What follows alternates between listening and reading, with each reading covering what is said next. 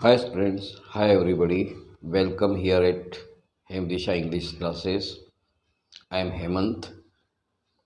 I will like to teach you the lesson number 1 from first flight 10th class book, Letter to the God.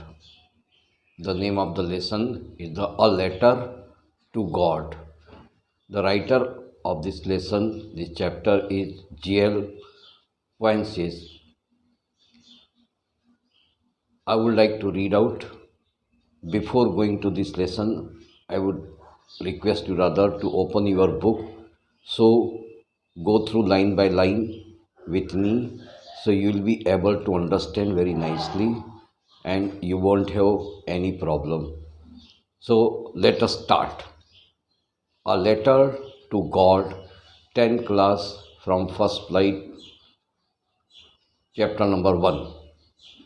They say faith can move mountains, but what should we put out faith in? This is the question this story delicately poses. Lancho is a farmer who writes a letter to God when his crops are ruined, asking for 100 pesos. Does Lenzo's letter reach God? Does God send him money? Think what your answers to these questions would be, and guess how the story continues before you begin to read it. पढ़ने से पहले मैं कुछ चीज़ बताना चाहूँगा। एक आस्था, ऐसा कहा जाता है, विश्वास पर्वतों को हिला सकती है, बड़े बड़ी चट्टानों को डगमगा सकती है, परंतु हम किस में अपनी आस्था रखें, यह एक पेचीदा सवाल हमारे सामने पैदा होता है कभी कभी। और बहुत ही नाजुक तरीके से इस कहानी में यह प्रश्न बहुत ही शानदार तरीके से उसका सॉल्यूशन निकालने की कोशिश की है। कहने का मतलब इस कहानी में प्रश्न बहुत ही नाजुक तरीके से उठाया गया है। लैंचो एक किसान है जो ईश्वर को एक पत्र लिखता है जब उसकी फसल नष्ट हो जाती है और उसे 100 पैसों भेजने का कहता है। क्या लेंचो का पत्र ईश्वर तक पहुंचता है? क्या ईश्वर उसे पीसों भेजते हैं? इससे पहले कि आप कहानी पढ़े, सोचिए इन प्रश्नों के आपके पास क्या उत्तर होंगे और सोचते जाइए, लगातार अनुमान लगाते जाइए कि यह कहानी आगे क्या मोड़ लेगी। The house, the only one in the entire valley, sat on the crest of a low hill. From this height, one could see the river and the field of ripe corn dotted with the flowers that always promised a God harvest. The only thing the earth needed was a downpour, at least a shower. Throughout the morning, Lenjo, who knew his fields intimately, had done nothing else but see the sky towards the northeast. इसका हिंदी अनुवाद इस प्रकार से है। एक घर है पूरे घाटी में, पूरी सुनसान घाटी में एक अकेला घर नीचे के पहाड़ी के चोटी पे बना था। इस ऊंचाई से नदी और पक्के भुट्टे के खेत जो कि चिट्टीदार थे और बड़े अच्छे फूलों से भी भरे थे, वे देखे जा सकते थे और अच्छी फसल होने का प्रमाण थे। अब सिर्फ ज़रूरत थी कि अच्छी बारिश की, या कम से कम एक बारिश की शानदार बौछार आ जाए। सुबह से लेंचो खेतों की अच्छी जानकारी रखता था, ने कुछ नहीं किया था, वो सिर्फ उत्तर पूर्व दिशा में बादलों को ही देखता रहा था। Now we are really going to get some water woman? The woman who prose preparing supper replied, "Yes, God willing." The older boys were working the field, while the smaller ones were ploughing near the house until the woman called them all, "Come for dinner." It was during the meal that, just as Lencho had predicted, big drops of rain begin to fall in the northeast. Huge mountains of clouds could be seen approaching. These are were fresh and sweet. The man went out for no other reason than to have the pleasure of feeling the rain on his body, and when he returns, he exclaimed, "We, these aren't raindrops falling from the sky. They are new coins. The big drops are 10 cent pesos and the little ones are fives." हाँ, इसका हिंदी अनुवाद ध्यान से सुनिए एक एक line का। अब हमें पानी जरूर मिलने वाला है। प्रिय महिला से बात करता है। महिला जो कि खाना बना रही थी ने उत्तर दिया, हाँ, जैसी ईश्वर की मर्जी। बड़े लड़के खेत में काम कर रहे थे जबकि छोटे छोटे बच्चे घर के पास खेल रहे थे। तब तक महिला ने उन सबको आवाज़ दी, भोजन के लिए आओ। भोजन के दौरान जैसे लंचों ने भविष्यवाणी की थी, बारिश की टप टप करती हुई बड़ी बड़ी बूंदें गिरना चालू हो गई। उत्तर पूर्व की दिशा से बादलों के पहाड़ जैसे आते दिखाई पड़े। स्वच्छ व मधुर मधुर हवा बहने लगी। आदमी बिना किसी कारण के सिर्फ अच्छी बारिश का अपने शरीर पर एहसास करने बाहर चला गया। जब वो वापस आया तो जोर से बोला, ये आसमान की बारिश नहीं, ये बारिश की बूंदें नहीं गिर रही हैं आसमान से, ये नए सिक्के हैं। जो बड़ी बूंदें 10 सेंट की और छोटी वाली 5 सेंट की। With a satisfied expression, he regarded the field of white corn with its flower, draped in a curtain of rain. But suddenly a strong wind began to blow. Along with the rain, heavy, large, hotlet hailstones began to fall.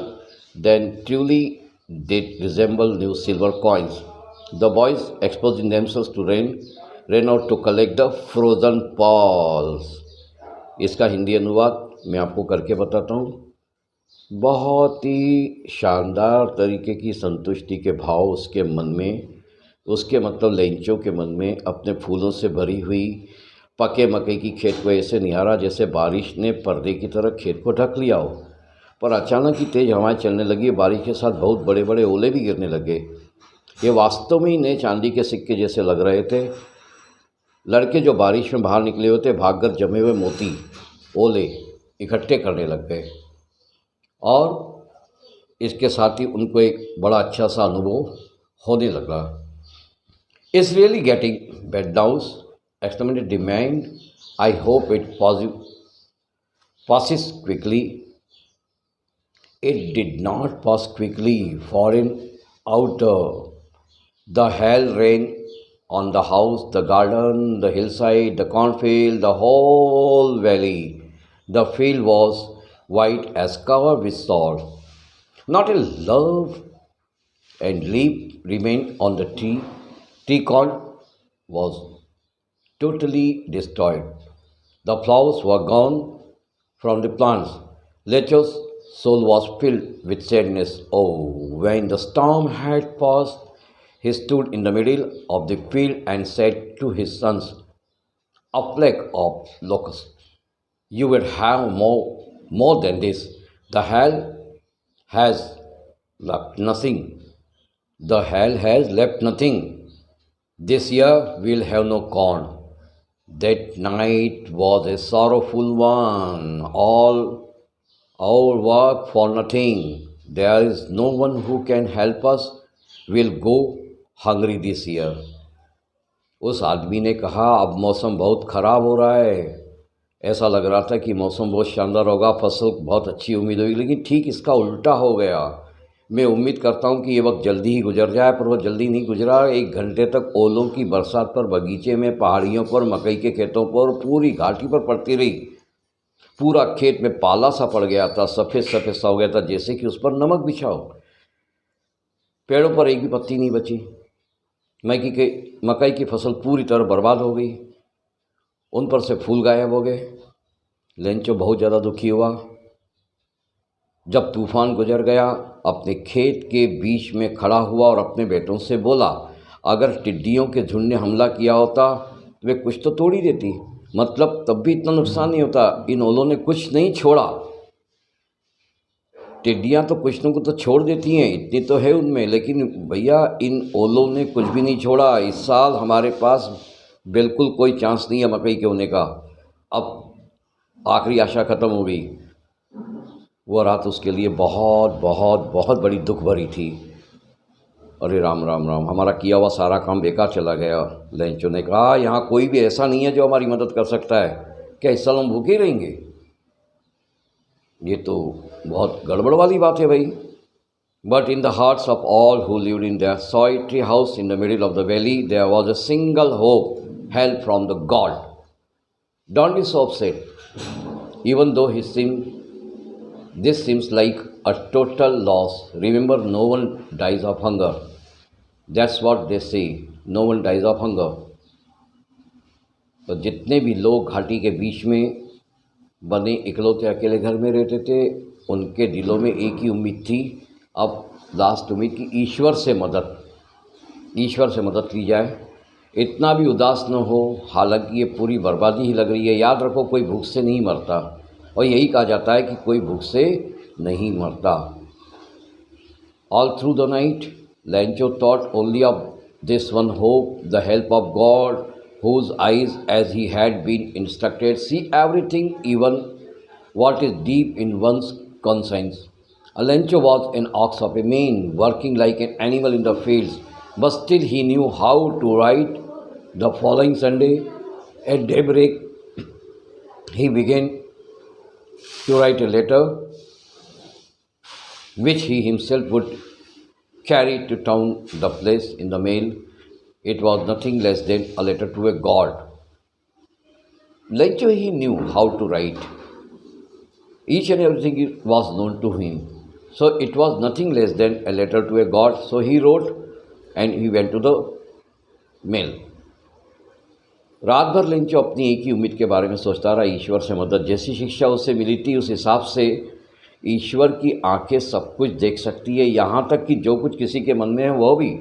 Lencho बहुत मेहनती था, वो जानवर की तरह खेतों में काम करता था, पर तब भी वह लिखना जानता था। अगले दिन रविवार को सुबह होते ही वह पत्र लिखने बैठ गया, जिसे वो खुद ही शहर लेकर जाएगा, ये उसका सोचना था, और डाक में डालेगा। और ईश्वर के पास एक पत्र था ईश्वर के लिए। उसमें उसने लिखा था, God, he wrote, if you don't help me, my family and I will go hungry this year. I need 100 pesos in order to sow my field again and to live until the crops comes, because the hands stove.